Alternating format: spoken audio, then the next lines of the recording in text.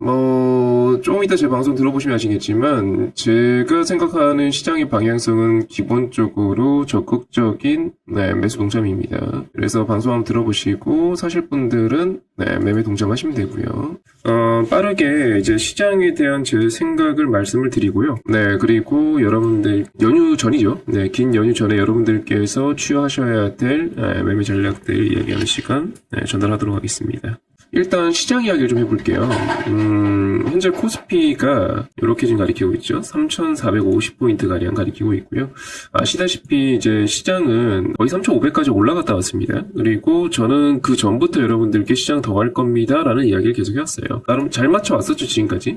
시장에 대해서 나름 잘 맞춰왔었고, 이번에도 시장에 대한 이제 예고를 한번 해볼게요. 코스피는 결국 4,000대까지 갈 거예요. 4,000대까지 갈 겁니다. 이번에 제가 이런 이야기를 하기 전에도 여러 가지 외국계 증권사들, 예를 들어 JP모간이나 외국계 증권사들도 어렵지 않게 4,000포인트 때 갈 거다, 5,000포인트 때 갈 거다, 6,000포인트 때 갈 거다라고 이야기를 하고 있습니다만, 5,000, 6,000까지는 모르겠어요. 그까지는 모르겠고, 그리고 그게 이제 간다 한들 언제 갈지 일단 모르겠고, 제 눈에 당장 보이는 것만 말씀드리자면 4,000대까지는 갈 거예요. 이건 구경할 겁니다, 무난하게. 제가 이 이야기를 하는 이유가 뭐냐면, 앞서 우리 주식시장이 이렇게 올라가다가 이때 멈칫했었죠. 이때 멈칫했었습니다. 이때 조정이 나왔고 중간에 이렇게 급격한 급락도 나왔고요. 그리고 이 급락이 나올 때마다 전 여러분들께 매수를 외쳤습니다. 무엇을 매수하라고 이야기했냐면 호황인 걸 매수하세요라고 했습니다. 대표적인 예로 조선, 방산, 그리고 화장품, 호텔, 카지노, 우리 변압기, 전선, 이런 것들, 여러 가지 이제 호황 섹터들에 대해서 여러분들께 이제 적극적인 매수 동참을 이야기를 했습니다. 특히 요런 급락기에는요, 마이너스 1.5% 이상 코스피가 하락할 때 매수하시라고 무료방에 이제 제가 적극적으로 타이핑도 적어드렸어요. 그렇게 이제 말씀드렸는데, 제가 이 이야기하는 이유가 뭐냐면, 기본적으로 이제 우리가 매매하고 있는 시장의 어떤 방향성을 이해하잖아요? 그럼 마인드 관리가 쉬워요. 그러니까 시장이 앞으로 이렇게 떨어질지, 이렇게 올라갈지, 이걸 몰라요. 모르고 기본 방향성도 몰라요. 예를 들어서 내가 서울에서 어떤 자동차를 탔어요. 근데 이 자동차가 부산을 향하는지, 아니면 서해를 향하는지, 동해를 향하는지, 강원도를 향하는지, 이걸 몰라요.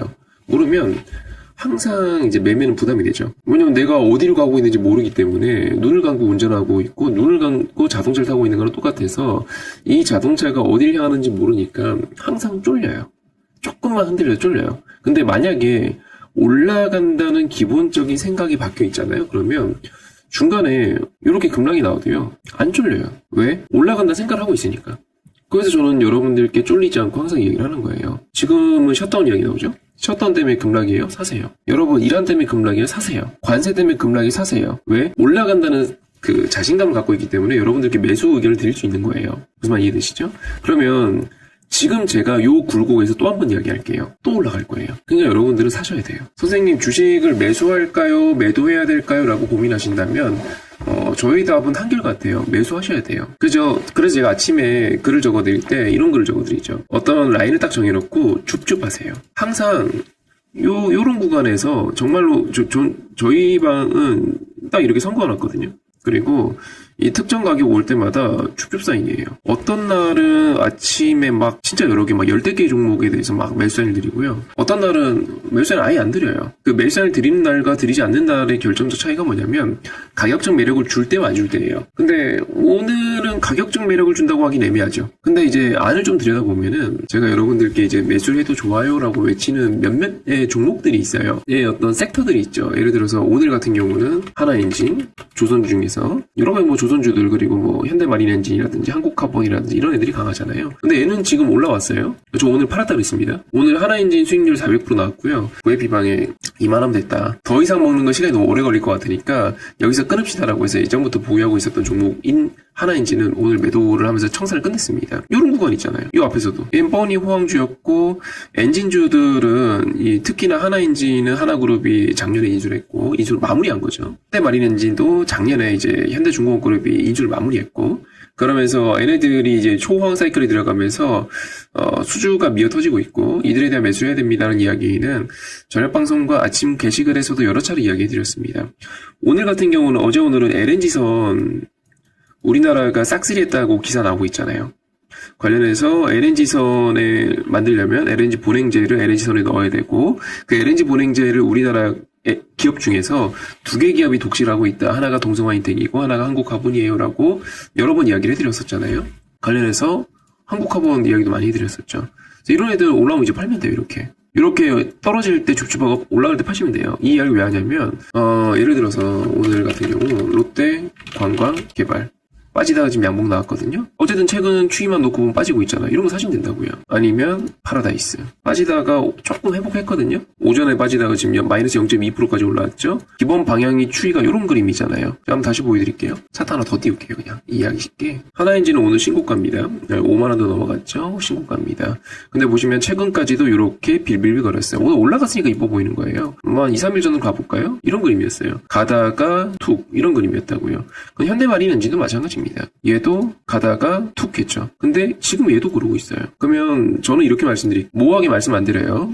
첫 번째, 여러분 시장의 방향성은 어떻게 될 것 같아요? 갑니다. 저는 앞서 코스피가 3,000을 가리키고 있을 때도 지수는 3,400, 3,600포인트 사이로 일단은 진입할 거예요. 올라갈 거라고 이야기해드렸고, 그래서 기본적으로 시장이 중간중간 조정 나올 때마다 호황 섹터에 대해서 여러분들께 매수 의견을 드렸어요. 그리고 지금 똑같은 의견 드릴게요. 코스피 4,000포인트대 갑니다. 네, 갑니다. 이 기본 방향성을 머릿속에 확립해놓고 나서 시장을 바라보면 뭘 사야 될지 보이죠. 네, 뭘 사야 될지 보이죠. 일단 오늘 같은 경우는 이제 엔진주들이, 조선주들이 일단 슈팅이 나왔기 때문에 안 나오는 애들 중에 살 게 뭐 있나 하고 체크해보시면 돼요. 그러면 아까 말씀드린 것처럼 호텔, 카지노 이런 거 사셔야 돼요. 고민할 게 없어요. 무슨 말인지 이해되시죠? 지금 호황인 애들이요. 근데 그럼에도 불구하고 상승이 좀 덜 나온 애들이요. 호텔, 카지노, 변압기, 전선 요 정도는 대표적으로 꼽을 수가 있어요. 이해되셨죠? 그렇게 봐주시고 시장 갑니다. 그러니까 사셔야 돼요. 뭘 사야 될지는 뻔해요. 당장 부담되지 않는 거 사시면 돼요. 왜냐면 우리가 체크해야 될 이벤트가 몇 개가 있잖아요. 뭐냐면 연휴 하나, 그쵸? 그 연휴가 좀 길잖아요. 금요일부터 건 열흘짜리 연휴이기 때문에 연휴 하나 있고, 그리고 이제 금리 인하. 미국 금리 인하 있기 때문에 우리나라 지금 금리 차가 좀 발생을 했죠. 근데 이 정도 금리 차가 발생하면 늘 한국은 뒤늦게나마 금리 인하에 동참을 했었기 때문에 금리 인하 있을 거라고 봐야 되겠죠. 러우 전쟁은 부담되지는 않습니다만 관세 발표 아직 남아있죠. 우리나라 아직 서명 안 했으니까 관세 발표 남아있죠.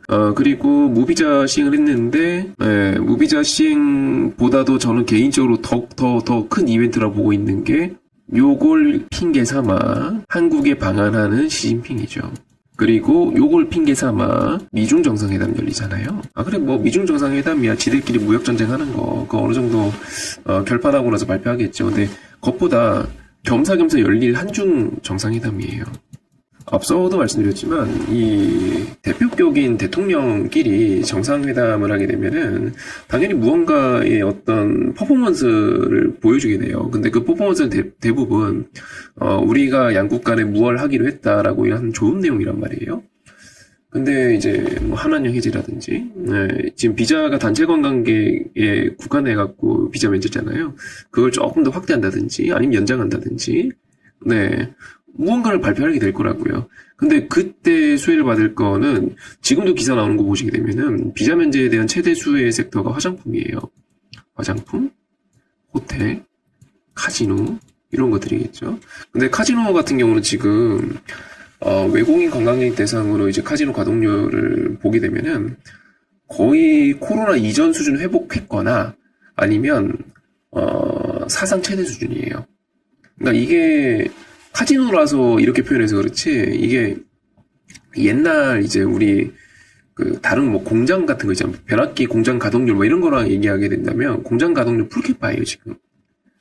그만큼 분위기가 좋아요. 그래서 롯데관광개발하고 파라다이스가 그렇게 날라다녔던 거고요. 이해되셨죠? 그래서 얘네들 사셔야 돼요. 고민할 게 없어요. 근데 약간 부담되는 애들도 있어요. 예를 들어서 최근에 반도체가 좀 많이 올랐잖아요. 그럼 얘네들 조금 부담되죠. 그래서 연휴 전에 내가 뭘 사야 돼라고 한다면 저는 요렇게 뽑아요. 벼락기, 호텔, 카지노, 전선, 제약 요 정도 사셔야 돼요. 요 정도는 사시는데 부담이 없어요. 근데 선생님 방금 이야기한 것들 중에서 제약은 왜 포함돼요? 제약 부담되는 거 아닌가요? 부담되는 이슈도 하나 있죠. 예를 들어서 트럼프가 약간이나 압박하고 있잖아요. 왜냐면 미국이 약이 너무 비싸요. 이걸 좀 바로잡겠다고 지금 약간이나 압박을 위해서 제약회사들을 압박을 하고 있잖아요. 근데 이걸 떠나갖고 지금 그 이전 이벤트는 관세가 있었고 네, 그 이후 이벤트로 지금 약간이 나가 있잖아요. 이게 부담 요인인 건 맞는데, 네, 약간이 나가 지금 부담 요인인 건 맞는데, 이게 지금 시간 텀이 충분히 있기 때문에, 요 또한 관세처럼 제약회사들은 대응을 할 가능성이 높아요. 일단 요거는 참고만 해주시고, 일단 관세 보자고요. 근데 관세 해결하는 회사들이 몇 있죠. 예를 들어서 셀트리온이라든가 SK바이오팜은 아직 정확한 해결 방안을 막 이렇게 로드맵을 막 발표한 수준까지는 아니지만 SK바이오팜도 일단은 기본적으로 C레벨 임원들이 발표한 내용들을 보게 되면은 거의 이제 미국 내 현지 생산 업체에 위탁을 맡기겠다는 식으로 언급을 했죠. 이미 IR에서. 아마 그렇게 풀어나갈 가능성이 높고요. 왜냐하면 현재 회사가 이런 식으로 가파르게 성장할 수 있었던 배경은 미국 최초 FDA 승인이라는 신약 때문이잖아요. 우리나라에서 미국을 뚫은 최초 신약이 SK바이오팜이죠. 그거 하나 믿고 이렇게 된 거예요. 그거 하나 때문에. 사실상 미국 매출이 상당 부분을 차지하고 있는 회사이기 때문에 이번 관세 타격이 상당히 커요. 근데 미국향 매출이 발생하고 있으나 이 생산을 거의 한국이나 또는 캐나다 위탁 생산법인이 하고 있기 때문에 이걸 이미 미국 내 위탁 생산을 하기 위해서 이미 루트를 뚫어놨다고 합니다. 그래서 관세 관련해 갖고 어떤 이벤트 발생하는 거 확인하고 일정 확인하고 이쪽으로 돌린다고 하니까 전혀 문제될 게 없죠. 근데 발표를 안 했기 때문에 좀 두고 봐야 될 것 같긴 해요. 근데 이 이익을 날려먹을 리가 없죠. 참고해 주시고 이런 몇몇 기업들이 있어요. 얘네들을 이야기하는 이유가 뭐냐면 대한민국 증시가 우상향을 하기 위해서 우리가 체크해야 될 몇몇 기업들이 있는데 잘 볼게요. 보시면 이제 우리나라 코스피 시총 상위 종목들입니다. 삼성전자 달렸죠, 최근에. 하이닉스 달렸어요. 심지어 오늘도 달리고 있어요. 그러니까 지수가 올라가죠. 왜냐면 얘네들이 코스피 전체에서 차지하고 있는 시가총액비가 거의 25%에서 왔다 갔다 해요, 항상. 근데 최근에는 그게 올라갔고 25% 이상까지 왔는데 보통은 25% 전후에서 왔다 갔다 해요. 근데 여기다가 삼성전자는 어차피 같이 가는 게 삼성전자 우선주잖아요. 얘도 지금 시가총액이 이만큼 돼요. 지금은 강해갖고 25에서 한 30%까지 왔단 말이에요. 얘네가 1% 오르면 지수가 0.25가 올라요. 코스피가 0.25가 올라요. 얘네가 지금처럼 2, 3%씩 하루에 오르잖아요. 그러면 코스피 얘네 혼자서 0.5% 이상을 끌어올려요. 오늘 코스피가 몇 프로 오르고 있죠? 지금 기준으로 0.8% 올라요. 그러니까 얘가 거의 3분의 1을 혼자 끌어올린 거예요. 근데 얘가 부담된다니까요, 지금? 많이 올라서 부담되잖아요. 저뿐만 아니라 여러분도 약간 부담되는 구간이에요. 선생님 더 오르지 않을까요? 디램 부족으로 이익이 엄청나게 개선된다고 하는데 더 오르겠죠. 우리가 원하는 거, 우린 개미니까 우리가 원하는 거는 지금 사갖고 내일 수익 나는 거, 지금 사갖고 모레 수익 나는 거, 지금 사갖고 일주일 안에 수익 나는 이런 거 원하잖아요. 지금 사갖고 6개월 뒤에 더 올라가는 건 우리한테는 크게 의미가 없고 와닿지 않아요. 지금 얘네 그 부담되고 근데 지수는 더 올라가야 되고 근데 우리 한번 상위 종목도 보자고요. 보니까 얘는 뭐예요? 반도체. 얘는 2차전지인데 2차전지 업황이 좋아요? 아니요. 삼성바이오 뭐죠? 네, 제약바이오. 그 다음에 하나에어로 뭐예요? 방산. 방산 약간 부담돼요. 3점 약간 부담되잖아요. 빼고. 조선주 슈팅 나왔잖아요. 이번 주에. 그것도 빼고. 이번 주에 금융주 슈팅 나왔잖아요. 빼고. 그리고 자동차는 어때요? 지금 상태 안 좋죠. 관세 때문에 안 좋기도 한데 업황이 좋다고 말할 수는 없어요. 왜냐면 약간 정책이거든요. 그럼 얘네들 빼고. 그 셀트리온은 제약이고. 네이버는 지금 고점 찍고 다시 흘러내리고 있죠. 네, 자동차 빼고. 금융주, 조선 뭐 남아요? 제약밖에 안 남아요. 코스닥 시총 1위 알테오젠. 네, 그리고 코스피 시총 상위 3바, 네, 셀트리온, 이런 애들이 남아요. 얘네가 지금 나쁘냐라고 보게 된다면 싼만 볼까요? 성장주죠. 네, 명확한 성장주예요. 그리고 영업이익도 성장주예요. 매년 올라가고 있잖아요. 셀트리온 볼까요? 얘도 성장주라고 봐야죠. 영업이익도 성장주라고 봐야죠. 우리가 어떤 생각이 도달할 수 있냐면 성장주인데 불구하고 최근에 못 올라간 시가총액 상위 종목이 뭐가 있지라고 한번 보자고요. 반도체는 그래요. 바닥 찍고 턴하고 있죠. AI 때문에 성장하고 있어요. 근데 얘는 올랐잖아요. LG 에너지 솔루션은 2차전지인데 성장주라고 말하기엔 좀 2차전지는 경쟁 과열로 인해 갖고 최근에 좀 어려움이 있다가 그 데이터 센터에 들어가는 ESS 때문에 그나마 좀 활로를 모색한 정도이지 성장한다 말하기 힘들죠. 하나여로 방산이고 올랐잖아요. 그쵸? 삼성전자 반도체고 조선주 올랐잖아요. 금융주 올랐잖아요. 현대차는 성장주라 말하기 힘들죠. 그러고 나서 보면 뭐가 남아요? 네, 제바밖에 안 남아요. 제약바이오. 시가총액 상위 종목 중 성장주인데 불구하고 오르지 않은 게 뭐가 있지 하고 보게 되면은 제바밖에 안 남아요. 그러면 여러분들께서 지금 뭘 보셔야 될까요?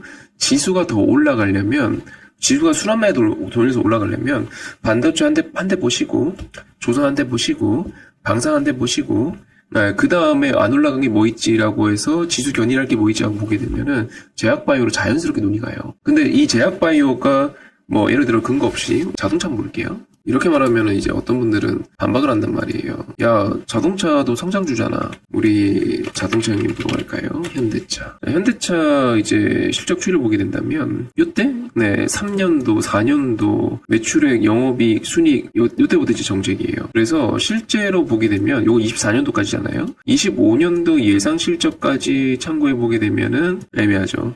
영업이익이 이때를 정점으로 이렇게 내려오는 그래프잖아요. 그렇다고 뭐 LG 에너지 솔루션?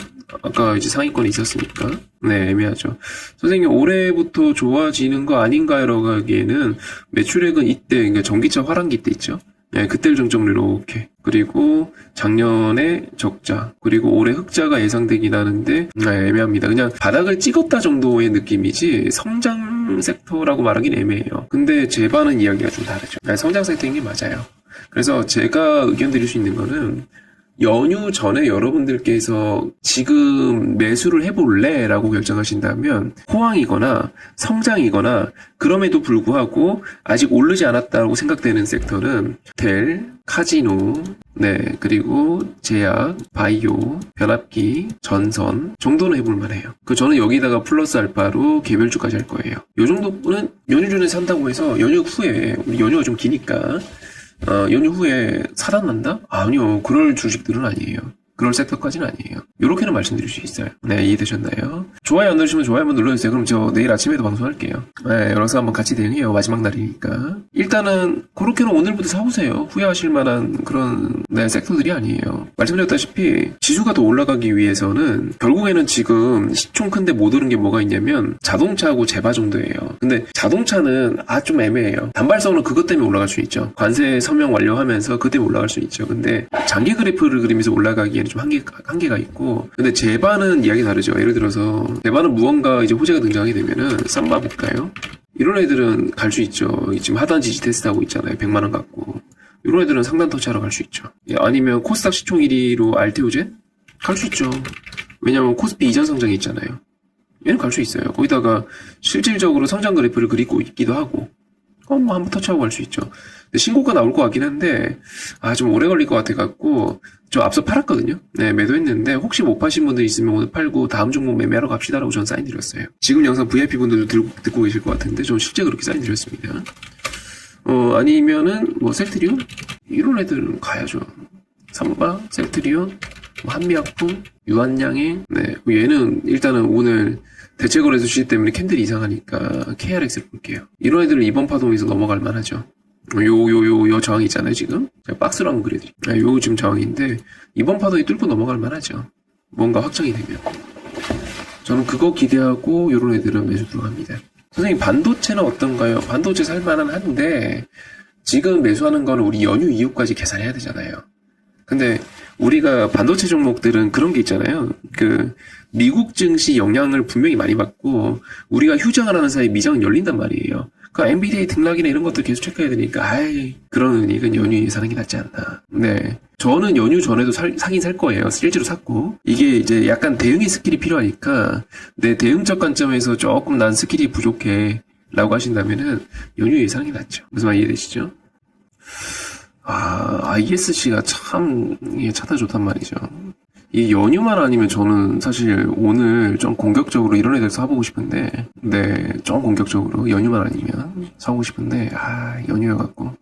연휴는 뭐가 문제냐면, 저는 참고로 오늘 거의 많이 오르거나 애매하거나 비중 적거나 이런 것들 싹 팔았어요. 왜냐면, 우리 잘 생각해 보자고요. 연휴잖아요, 연휴. 근데 그 연휴가 안 짧아요. 당연히 연휴 이후를 예상해야죠. 연휴 이후가 예상이 안 될 때가 있어요, 지금처럼. 연휴 이후에 미장이나 아니면 우리 아시아장이나 유럽장이나 우리 영향을 좀 많이 주는 증시들 있잖아요. 걔네들이 어떻게 끝날지 정확하게 예측하는 건 쉽지가 않아요, 지금. 그러면 단순하게 생각하자고요.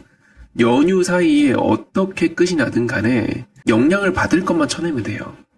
예를 들어서 연휴 사이에 시장이 좀 빠졌어요. AI 관련주가 빠졌어요. 네, 미장에서도 유럽장에서도 AI 관련주가 빠졌어요. 지금 AI가 좀 알려 올랐으니까 빠졌어요. 이 AI 관련주들, 반도체 관련주들은 해외에도 많이 상장되어 있으니까 관련 주식이 워낙 많으니까 빠졌어요. 그러면 우리 연휴 이후에 반도체 종목도 어떻게 될까요?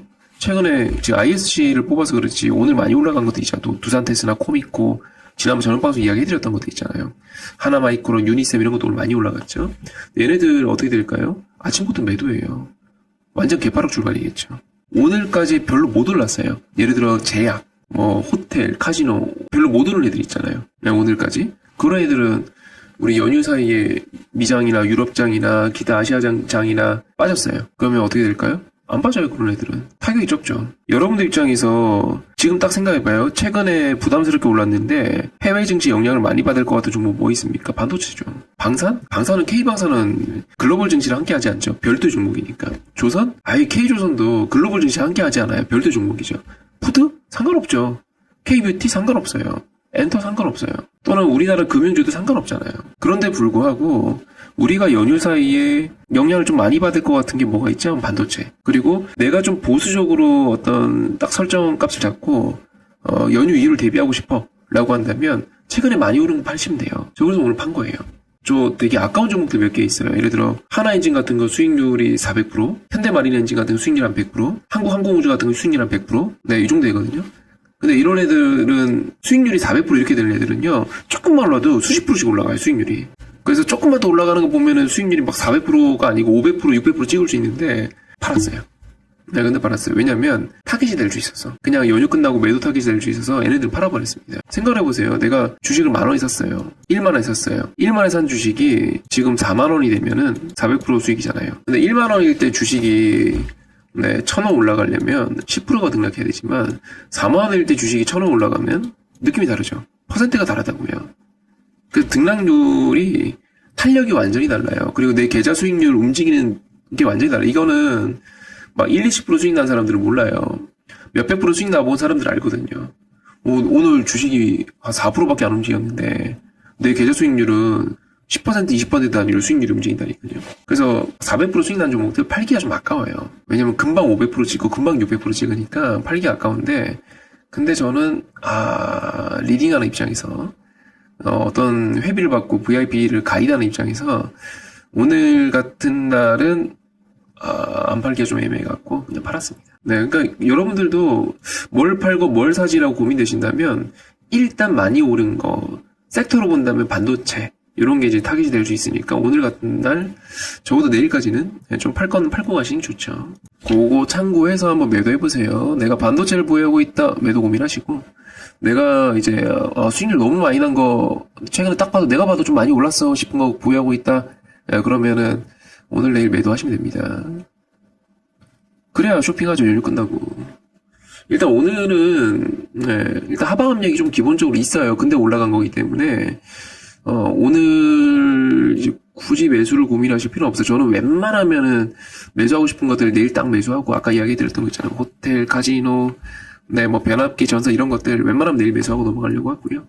제가 가끔 텔레그램이나 이렇게 무방에서 나 수익률 얼마큼 났어요라고 이야기하면은 약간 주식 리딩방들이 워낙 사기를 많이 치니까 사기 인지로 하시는 분들이 있는데, 여러 차례 말씀드렸습니다만 제가 그 신고하는 방법 알려드릴 테니까 요거 수익률 갖고 요즘엔 과장 광고하면은 자본시장법 개정돼갖고 난리 나요.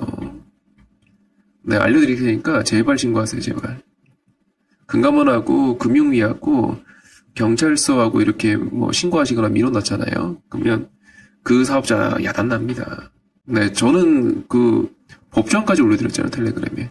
어디 보자. 아까 제가 ISC 이야기하다가 이야기가 조금 난해로 샜는데, ISC를 좋아하는 이유가 뭐냐면 얘가 아직 제대로, 그러니까 SK, 은근히 SK 종목인 거 몰라요. ISC 보시면은 SK가 최대주주죠. SK그룹 종목이기 때문에. 근데 이게 SK그룹에 인수되기 전에는 SK가 인수한다는 이유로 급등한 적이 있어요. 근데 인수하고 나서는 생각보다 급등한 적이 별로 없어요. 근데 이번 파동 한번 해볼 만하지 않나 싶어갖고요. 거의 이제 지금은 삼성전자 주도의 상승 파동이지만 그 AI 관련해갖고 사실 시장을 주도했던 건 SK 하이닉스가 맞고, SK 하이닉스가 좀 주춤하거나 지금 2등주가 되었다 한들 근데 그 아랫단에 있는 이 그룹사라고 해야겠죠. ISG. 얘까지 이동주가 될 필요는 없거든요. 지금 반도체 장비주들, 반도체 재료주들 날아가고 있을 때, 요런 애들 한번, 체크 한번 해볼 필요가 있을 것 같아요. 얘가 생각보다 인수되고 나서는 수혜주로서의 급등은 별로 못했어요. 근데 아까 말씀드린 것처럼 연휴 전이라서 웬만하면 매수 대응을 한다면 연휴 이후를 하려고 합니다. 자, 오늘 방송은 짧게 여기까지 하도록 하고요.